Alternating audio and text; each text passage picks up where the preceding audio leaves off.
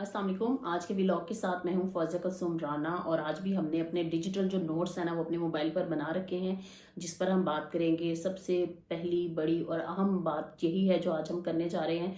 जो कल से गर्दिश कर रही थी कि इमरान खान ने जो है, जो सिपह सलार हैं, चीफ ऑफ आर्मी स्टाफ, उनको तीसरा खत लिख दिया है और ये खुला खत है। पहले जो पैराग्राफ है इमरान खान ने उसमें सारी वजाहत बयान कर दी है, जो कल माइनस न्यूज़ के व्लॉग में हमने आपको बता भी दिया था कि खुला खत लिखने का मकसद क्या है इमरान खान का, कि वो अपने तमाम जो तहफ़्फ़ुज़ात है वो पहुंचाना चाहते हैं और वो इस किस्म का तासुर नहीं देना चाहते कि शायद वो ख़त इसलिए लिख रहे हैं कि उनको कोई डील या ढील चाहिए। तो अगर आप पहला पैराग्राफ पढ़ेंगे तो आपको बखूबी समझ आ जाएगी, जो माइनस न्यूज़ में कल हमने बात की थी।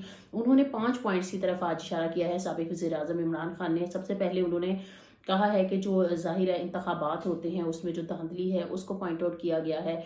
उसके साथ साथ उन्होंने अपनी पार्टी पर होने वाला, चाहे वो बल्ला छिन जाने के बाद से पेपर नॉमिनेशंस जमा ना होने देना, और वो जो तमाम तर जमहूरियत के लिए जो ज़रूरी चीज़ें हुआ करती हैं ना उसमें जो मसाइल हैं उनका जिक्र किया है। फिर उन्होंने ख़ास तौर पर ये भी कहा है कि जो सरमायाकार हैं वो अपना सरमाया दीगर ममालिक में लेकर जा रहे हैं और उसकी बहुत सारी वजूहात हैं। चाहे हम इंटरनेट की फ्राहमी की बात करें, उस वजह से भी जो डिजिटली काम कर रहे हैं लोग, उनको मसाइल का सामना है। तो कोई दुबई जा रहा है, कोई दीगर ममालिक का रुख कर रहा है, तो इस हवाले से भी 20 अरब से ज़्यादा का जो सरमाया है ना वो पाकिस्तान में इन्वेस्ट नहीं हो रहा है। इसके साथ साथ 15 से 20 लाख जो पाकिस्तानी हैं रोज़गार के लिए वो दीगर ममालिक का रुख कर रहे हैं। और फिर एक और अहम नुक्ता जो उन्होंने कहा है ना कि सियासत में मुदाखलत, क्योंकि यौम शोहदा के मौके पर साबिक आर्मी चीफ जो कमर जावेद बाजवा थे, उन्होंने वाज़े तौर पर कहा था कि हम इस बात का एतराफ़ करते हैं कि अब तक या माजी में जो कुछ भी हो चुका है, जो भी रोल प्ले किया गया है वो नहीं होना चाहिए था, और हम नफ़ी करते हैं कि आइंदा ये रोल नहीं होगा। लेकिन इमरान खान ने अपने इस ख़त में इल्ज़ाम लगाया है। उनका कहना है ये कि अभी भी फ़ौज का जो किरदार है वो उसी तरह से सियासत में है और इसको माइनस करने की ज़रूरत है। उन्होंने खुल्लम खुला कह दिया है कि जो भी बयानियाँ बनाने की कोशिश की जाती है उस तरह से लाजवाल कुर्बानियाँ हैं पाकिस्तान की अफवाज की, लेकिन कौम और फौज जो है वो हम आहंग नहीं है। There is a gap, there is a space, उसको फिल करने की ज़रूरत है। क्योंकि माजी में हमने देखा है कि ऐसा कभी भी नहीं हुआ है कि फ़ौज जो है वो अवाम के साथ एक पेज पर ना हो। अभी ये जो खलीज हमें नज़र आ रही है उसकी वजह शायद ये भी है कि हो सकता है कि इदारे बेहतर समझते हों कि हमें ये पॉलिसी सूट करती हैं और हमने इन्हीं पॉलिसीज़ को लेकर चलना है। लेकिन मेरे ख्याल में इसके लिए जिस हुकूमत को लाया गया था, ख़ास तौर पर जो फॉर्म 47 के नाम से उनको ताना दिया जाता है, तो फिर हुकूमत की भी बड़ी जिम्मेदारी बनती थी, जिसमें ये नाकाम रहे हैं। जिसमें पाकिस्तान की बहुत बड़ी पार्टीज़ हैं, पाकिस्तान PMLN और पाकिस्तान पीपल्स पार्टी। देखा जाए तो एमएल वली जिस तरह से मुंतखब हुए हैं सेनेटर, तो ANP जो है वो भी हुकूमत की तमाम तर चीज़ों में शामिल है। इजाजुल हक जो हैं वो इस हुकूमत का हिस्सा है। इसके साथ साथ चौधरी शुजात जो हैं वो भी इस सेटअप का हिस्सा हैं। और बहुत सारे ऐसे लोग हैं जिन्होंने डिफेक्ट किया था PTI से और फिर वो PMLN में शामिल हो गए थे, या जिन्होंने अपनी पार्टी बना ली थी, चाहे वो अन चौधरी हैं, वजिया अकरम है। कहने का मकसद ये है कि ये वो नाम है जो इस वक्त इस सेटअप का हिस्सा हैं और इस सेटअप में ये अपना रोल प्ले कर रहे हैं। तो जो हुकूमत इतनी फैसिलिटेशन के बाद बनी है, तो क्या वो बयानियां बनाने में क्यों नाकाम रहे हैं? तो साफ नजर आता है कि ये गैप है, जिसको बारहा जो इमरान खान साबिक वजीर आजम है वो भी पॉइंट आउट करते हैं। तो इस पर तवज्जो देने की ज़रूरत है। और इमरान खान ने अपने तीसरे खत में वाज़े तौर पे कह दिया है कि हमें तमाम तर अपनी जो ईगोज़ हैं और अपने नज़रियात हैं उनको बाला ताक रखना है, और मुल्क के मुफाद के लिए जो हमें सूट करता है हमें वो चीज़ करने की ज़रूरत है।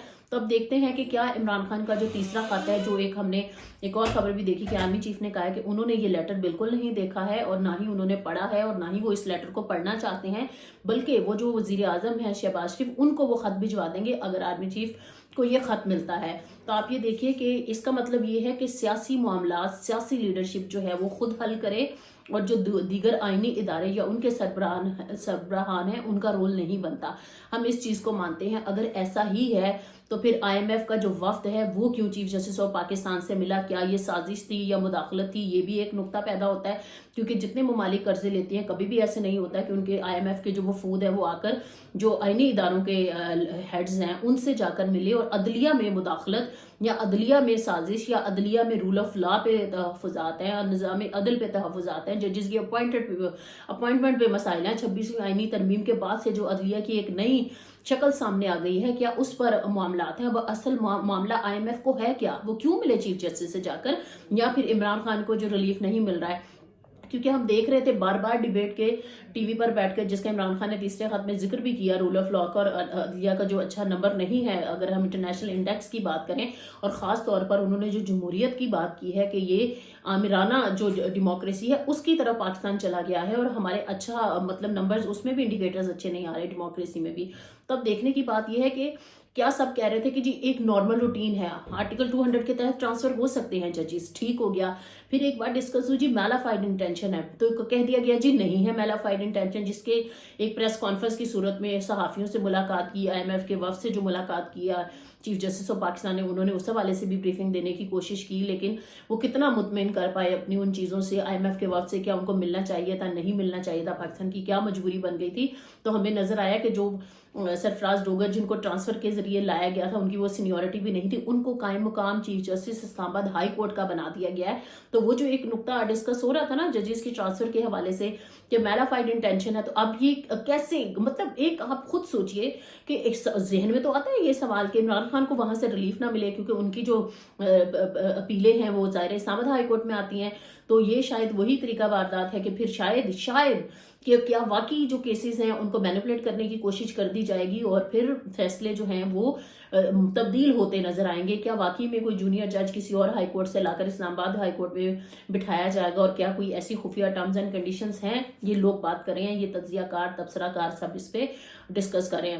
دوسرا، مولانا فضل الرحمان نے بہت اہم گفتگو کی ہے. انہوں نے کہا ہے کہ ملک سے جمہوریت آہستہ آہستہ ختم کی جا رہی ہے، سیاستدانوں کا جمہوریت میں کردار جو ہے وہ ختم ہو کر رہ گیا ہے.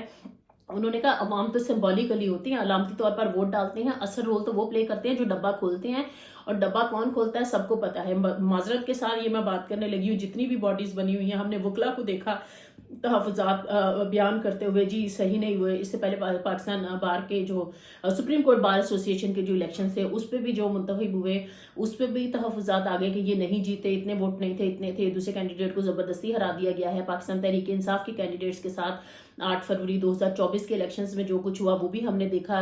نیشنل پریس کلب یا جو بہت سارے پریس کلبز ہیں یا یونینز ہیں یا PFUJs ہیں، اب تو ان کی فیکشنز اتنی بن گئی ہیں نا کہ جو صدر بننا چاہتے ہیں وہ ہمیشہ صدر ہی رہنا چاہتے ہیں. تو یہاں پہ ان پریس صحافیوں کی جو باڈیز ہے ان کا یہ صورتحال ہے کہ انہوں نے اپنے اپنے گروپ بنا کر اپنے اپنے صدر اور اپنے اپنے سیکٹری جو ہیں وہ اناؤنس کر دیتے ہیں. تو یہ الیکشن سے جو اعتبار ہے، اور اگر عوام کا اعتبار اس سسٹم سے اٹھایا جا رہا ہے تو کیا کوئی نیا سسٹم لے کر آنا ہے، کیا وہ بلڈوز کرنا ہے؟ کیونکہ عمران خان نے جن 5 نکات کا ذکر کیا ہے وہ کسی بھی ہیلدی معاشرے کے لیے یا ہیلدی ڈیموکریسی کے لیے انتہائی لازم و ملزوم باتیں ہیں. ہو سکتا ہے کہ جس ادارے کو عمران خان جو سابق وزیر اعظم ہے وہ ایڈریس کر رہے ہیں، موجودہ جو چیف ہیں ان کو ان کی وہ باتیں اچھی نہ لگی، لیکن میرے خیال میں پاکستان کے مفاد کے لیے جس طرح سے چیف جسٹس آف پاکستان نے کہا ہے نا کہ جو عمران خان نے خط لکھا ہے ہم اس کو رکھیں گے، مطلب کہ بات چیت کریں گے اس پہ. تو اس حوالے سے بھی اہل دانش کو سوچنا چاہیے کہ کیا یہ 5 نکات ایڈریس ہو سکتے ہیں. اگر ان پر بات چیت ہو سکتی ہے، جس طرح سے آرمی چیف نے کہا ہے نا کہ میں تو یہ وزیر اعظم کو بھجوا دوں گا، بالکل وہ وزیر اعظم کو بھجوائیں، اور وزیر اعظم کی یہ ذمہ داری بنتی ہے کہ ایک APC بلائیں جس میں تمام تر سیاسی سٹیک ہولڈرز کو بٹھائیں، ان مسائل پر بات کریں اور اس کا حل نکالیں. کیونکہ اگر ہم اپنے اندرونی مسائل کا حل نہیں نکالیں گے تو دنیا کے دیگر ممالک، مسلم ممالک کی میں بات کری، وہ ہماری طرف دیکھتے ہیں. ایک طرف جو ہے وہ سیز فائر جو ہے وہ خطرے میں پڑ چکا ہے غزہ میں، جو ایک طرح سے ٹرمپ نے اپنی جنگ مسلط کرنی ہے اس کی شنید ہے. وہ ہمیں نظر آ رہا ہے کہ اردن اور ایجپٹ کتنا وہ سسٹین کر پائیں گے، وہ مجبور ہیں، ان کو حمایت کرنی پڑے گی امریکہ کی. ایک وقت تھا کہ 9/11 کے بعد سے ہم پاکستان جو اتنا مضبوط ملک ہے ہم نہیں نو کر پائے تھے اور ہم نے بھی ایبسولوٹلی یس بول دیا تھا. تو اردن اور ایجپٹ کی بیچاروں کی تو کوئی حیثیت ہی نہیں ہے. تو کیا مڈل ایسٹ کی اسٹریٹجی کو بھی سامنے رکھتے ہوئے پاکستان کو اپنے اندرونی سیاسی مسائل خاص طور پر حل کرنے کی ضرورت نہیں ہے؟ مولانا فضل الرحمان نے بھی کہا کہ شاید جو ان کے الفاظ ہیں وہ میں کوٹ کر رہی ہوں کہ ملٹری اور ملیٹنٹ کی جو مینٹالٹی ہے شاید وہ اپنے مفادات کو دیکھ رہے ہیں، وہ عوام کو نہیں دیکھ رہے، وہ جمہوریت کو نہیں دیکھ رہے، وہ انسانی حقوق کی جو وائلیشنز ہو رہی ہیں جس کا ذکر عمران خان نے اپنے خط میں بھی کیا ہے. تو یہ چیزیں ان ایڈریس جا رہی ہیں.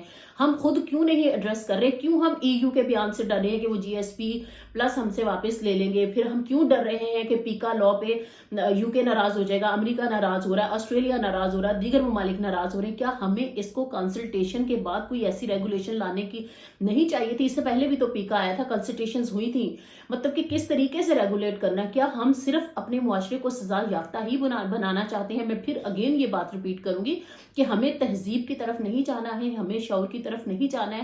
لوگ پڑھ لکھ گئے ہیں، پاکستان کا جو سوشل فیبرک ہے وہ تبدیل ہو چکا ہے، اور وہ چاہتا ہے جو سوشل فیبرک میں چینج آیا ہے، وہ چاہتا ہے کہ ہمارا جو ڈیموکریسی کا، ہماری گورنمنٹ کا جو، اور ہمارے جو تمام تر معاشی حالات ہیں، یہ فیبرک بھی چینج ہو اور ہم اس طرف جائیں جس طرح مہذب قومیں جاتی ہیں. آنے والے دنوں میں اگر ہم نے جو مڈل ایسٹ اسٹریٹجی ہے اس کو مد نظر نہ رکھا، ہنگامی طور پر OIC تو بلائی گئی ہے، اس کی بھی بیٹھک ہونی ہے، لیکن اہم ترین بات یہ ہے کہ طیب اردوان جو ہے وہ پاکستان کے دورے پر ہیں. پاکستان کے اور ترکی کے زمانہ، وہ جو خلافت کا زمانہ ہے نا، اس سے لے کر آج تک شاید اتنی اسٹرانگ ٹائز ہیں کہ جو شاید کسی بھی اور ملک کی پتہ نہیں ہوں گی یا نہیں ہوں گی. اور ہم بہت زیادہ ترک قوم جو ہے ان کو رسپیکٹ کرتے ہیں، وہ پاکستانیوں کی رسپیکٹ کرتے ہیں، لیکن ہمیں فلسطین کی بھی رسپیکٹ کرنی ہے. ہمیں قبلہ اول کے لیے خاص طور پر، اور قبلہ اول ایک مذہبی لحاظ سے اگر ایک سائڈ پہ رکھ دیں آپ، جو کہ یہودیوں کے لیے، کرسچنز کے لیے وہاں پر مقدس مقامات ہیں، مسلمانوں کے لیے بھی، لیکن وہاں پر جو انسانیت دم توڑ رہی ہے نا، ان کو کہا جا رہا ہے جبری طور پر آپ یہاں سے نکل جائیں، اور ہم نے اس کو دوبارہ سے جی کوئی اسٹیبلش کرنا ہے، بنانا ہے، تو یہ کسی صورت بھی سولوشن قابل قبول نہیں ہے. 1979 میں جو رشیا نے انویڈ کیا تھا افغانستان میں، پھر اس کے بعد نیٹو افواج نے جو افغانستان میں کیا، اور جس طرح سے وہ واپس گئے ہیں، تو میرا نہیں خیال ہے کہ ایک تیسری کوئی ایسی چیز چھیڑنے کی ضرورت ہے جس کی وجہ سے تمام تر جو مسلم ممالک ہیں ان کو شاید کوئی اور حکمت عملی اپنانی پڑے گی. بڑی طاقتیں جو ہیں وہ اپنے مفادات کو دیکھتی ہیں، ان کو ایک وسائل کی جنگ ہے اور دیگر ان کے مقاصد ہوا کرتے ہیں، لیکن وہ کہتے ہیں نا کہ اتنا ہی اوپریس کرو جتنا پھر سہ سکو. یہ نہ ہو کہ پھر وہ لاوا پھوٹ پڑے تو وہ ہر طرف پھیل جائے گا. کیونکہ اگر اردن اور مصر جو ہیں وہ فلسطینیوں کو لے کر جاتے ہیں اور ایک نیا جو تنازع ہے وہ شروع ہو جاتا ہے اور جنگ لگ جاتی ہے، تو پھر اگر حماس جو ہے وہ اردن سے یا دیگر مصر سے آپریٹ کریں گے تو کیا پھر جنگ پورے خطے میں نہیں پھیل جائے گی؟ تو اسی کو روکنا ہے، اور امریکہ صاحب بہادر کو چاہیے کہ اس قسم کی اگریسو اپنی جو سٹیٹمنٹس ہیں ان کو واپس لے. کوئی بھی اپنے گھر کو، چاہے وہ جھونپڑی میں کیوں نہ رہتا ہو، نہیں چھوڑنا چاہتا ہے. ہمیں ایسی ان لوگوں کو وہ ترقی چاہیے یا نہیں چاہیے، یہ وہاں پہ فلسطین کے جو بسنے والے ہیں یہ ان کی رائے میٹر کرتی ہے، بجائے یہ کہ کبھی ان کو حماس جو ہے وہ مینیپولیٹ کرے، کبھی ان کو نیتن یاہو مینیپولیٹ کرے. اور اب ٹرمپ صاحب کو لگا ہے کہ وہ بڑا الیکشن جیت کر آئے، وہ بڑے پاپولر لیڈر ہیں، وہ اس قسم کے ان پاپولر ڈیسیژنز جب کریں گے تو وہ بالکل بھی ایکسیپٹیبل نہیں ہوں گے. فردر اپڈیٹس کے ساتھ آپ کے ساتھ آئیں گے مائنس نیوز سے. فالو کیجئے، سبسکرائب کیجئے، اور اگر آپ کو ہماری رائے یا کچھ اپڈیٹس وغیرہ چاہیے ہوں، چینل پر کوئی انٹرویو آپ دیکھنا چاہتے ہیں، تو اپنے کمنٹس میں ہمیں فیڈ بیک ضرور دیجیے.